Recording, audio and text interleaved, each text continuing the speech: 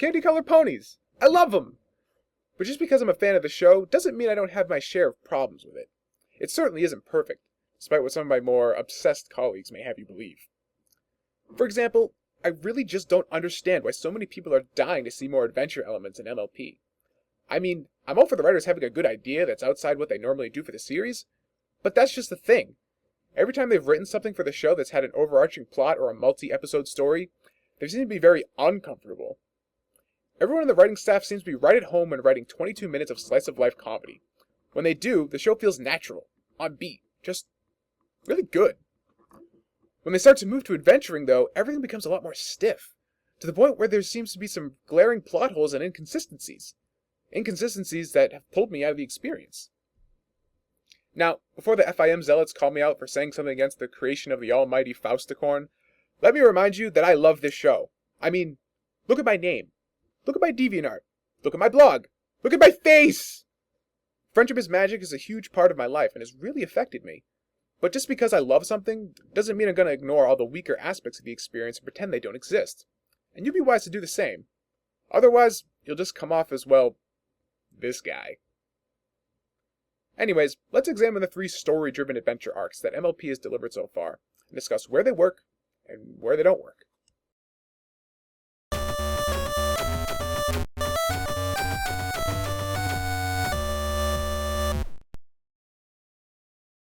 I'm going to ignore the obvious plot holes Mare and the Moon brings up, such as the lack of sunlight killing all the crops and thus all life on Equestria. How does Luna survive on the moon without food, water, oxygen, etc.? Simply because it's already been established that Equestria operates under different principles than our own world, and that would just be too nitpicky. Even for me. And honestly, I really hate admitting that the Nightmare Moon arc is probably my least favorite of the 3 adventure arcs, possibly my least favorite episode in the series. Because, as far as I know, Mare and the Moon and Friendship is Magic are the only episodes penned by Faust herself, and they're the ones I have the most problems with. But I'll be honest, I love the beginning of this arc. The way we're introduced to Twilight and Spike, how we immediately understand Twilight's character through a subtle use of subtext, it all feels very cinematic, and very unlike your traditional MLP episode, especially viewing it now after watching all of Season 1 and 2 multiple times. The pacing, the character introductions, the interactions between the characters, all of Episode 1 is done nearly flawlessly.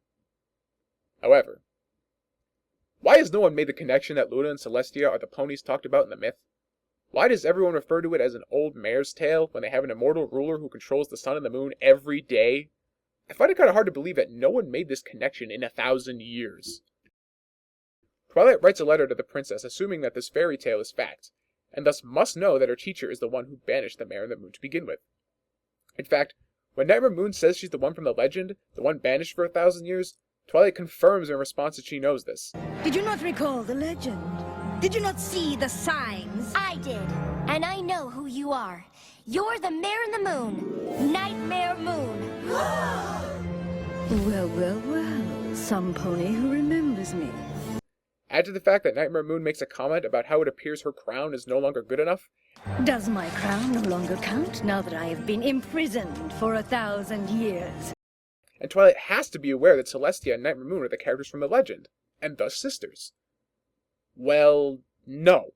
Despite being the one reading us the tale in the beginning of Episode 1, it's Twilight who initially expresses shock at the revelation that Luna and Celestia are sisters. Sister? There's literally no way around it. Twilight directly tells the audience this information, confirms her knowledge to Nightmare Moon, believes his tale to be fact enough to warn the princess, but never makes the connection that her teacher, the one she entrusted with solving the problem, is Nightmare Moon's sister and the one from legend who banished her? How? How do you miss that? You're smarter than this, Twilight. You know the square root of 546 off the top of your head, but couldn't piece this together? Speaking of banishing, how does this prophecy even make any sense in its own context? Why is it prophesized that Nightmare Moon will return in 1,000 years? Did the elements of harmony just run out of batteries or something? Did Nightmare Moon come back under her own power? If so, what was preventing her from coming back beforehand? Why wait 1,000 years? And if she didn't come back under her own power, who or what initiated her return? The prophecy mentions the stars, but what does that mean? We're never given any indication that the stars have any sort of special powers or abilities in MLP, or that they're sentient or something. So, what gives? Who's responsible? It certainly wasn't Celestia. She needed the elements to get Nightmare Moon to the moon in the first place. And if she didn't need them, why would she bring her angry sister back at all? Was Luna's timeout over and Celestia was just hoping she'd learn her lesson? The problem with prophecy and friendship is magic is that Celestia and Luna are, for all intents and purposes, gods. And when you put a name and a face to a deity, passing off something like prophecy doesn't really work anymore. Because prophecy implies divine intervention, but now God is one of your characters. So it would have to be that character's will that enables the prophecy to come to pass.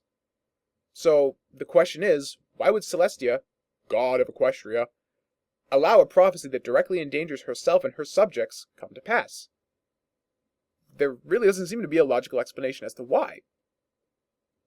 Unless, maybe, and this is a bit of a tangent, so bear with me here, maybe this is all a test purposely put into place by Celestia. Think about it. Celestia was the original bearer of the elements of harmony along with her sister Luna. She had a connection with them. Once she was separated from them, however, it appears that she can no longer harness their power anymore. But since Luna and I are no longer connected to the elements... No longer connected? Remember that little tidbit from Discord? Anyways, the elements in Celestia aren't on good terms anymore. Thus Equestria's most powerful weapon was out of her reach. However, she still knows what the elements are, and what, or better yet, who they would be attuned to, and vice versa. What's a monarch to do at this point? Well, perhaps open up a school for unicorns gifted in magic, it being a convenient excuse to silently search for the new bearer of the element of magic? And maybe, once found, take this unicorn under her wing and personally train her, unknown to the student that she was actually being prepared both mentally and physically for the battles ahead that Celestia herself could no longer fight, making sure said student is both emotionally attached and steadfastly loyal to her? And then, once she's completed her training, she maybe, I don't know, sends her pupil off to a distant land to unite with the other element bearers, each sporting a cutie mark almost identical to their respective elements, a connection that Celestia, being the original bearer herself, would easily pick up on. Then, finally, purposely allow Nightmare Moon to return, and either allow herself to be subdued or simply refuse to intervene, forcing her protege, who she has trained to this point to instinctively take action, take up the mantle she was always supposed to, thus indirectly putting the elements of harmony back under Celestia's control? I knew you could do it.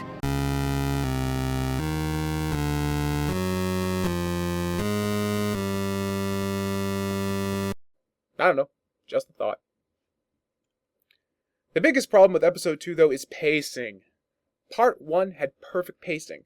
Everything felt completely on beat. Every scene had exactly the right amount of time to breathe and show us exactly what needed to be shown.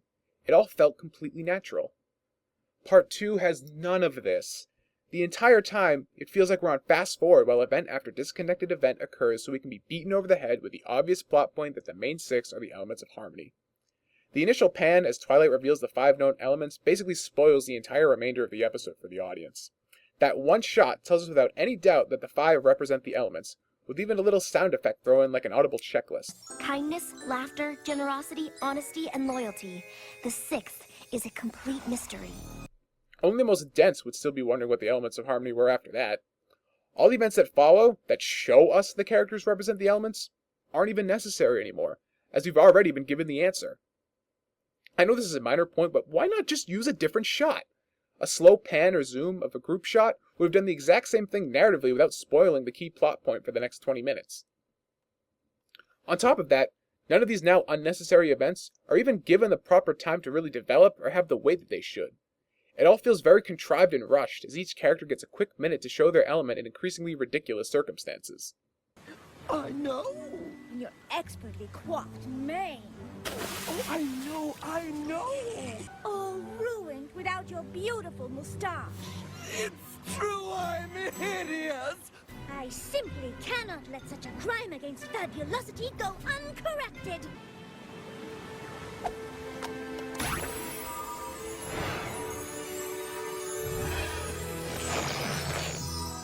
It'll grow back. So would the mustache.